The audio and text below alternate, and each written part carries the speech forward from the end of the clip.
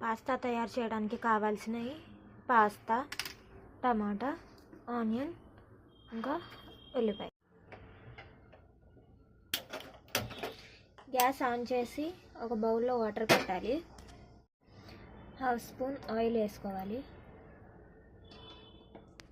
ఆ వాటర్లో micron pasta వేసేయాలి. ఒక కడాయి పెట్టుకొని కడాయి హీట్ అయిన తర్వాత 2 స్పూన్లు ఆయిల్ వేయాలి.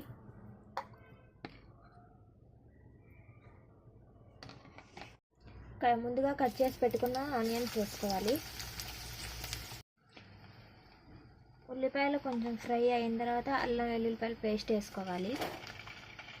దీన్ని ఇప్పుడు మంచిగా మిక్స్ చేసుకొని దీనిలో టమాటోస్ కట్ చేసి పెట్టుకున్న టమాటోస్ వేసుకున్నాం.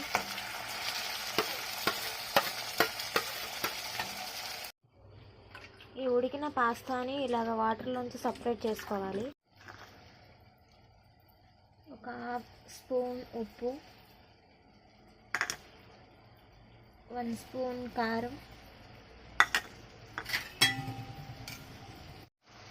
ఇవి బాగా మిక్స్ చేసి ఒక 2 మినిట్స్ మూత పెట్టాలి మగ్గే వరకు.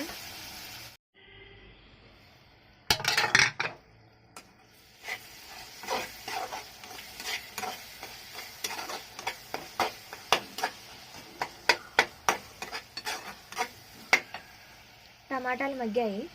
ఇప్పుడు ఉడికించిన పాస్తా ఇందులో వేసేద్దాం. వేసి మంచిగా మిక్స్ చేసుకోవాలి.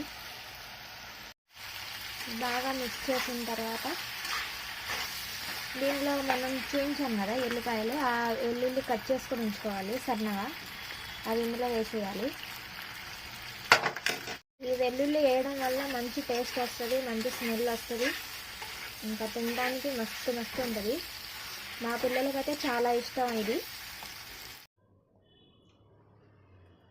సూపర్గా ఉంది.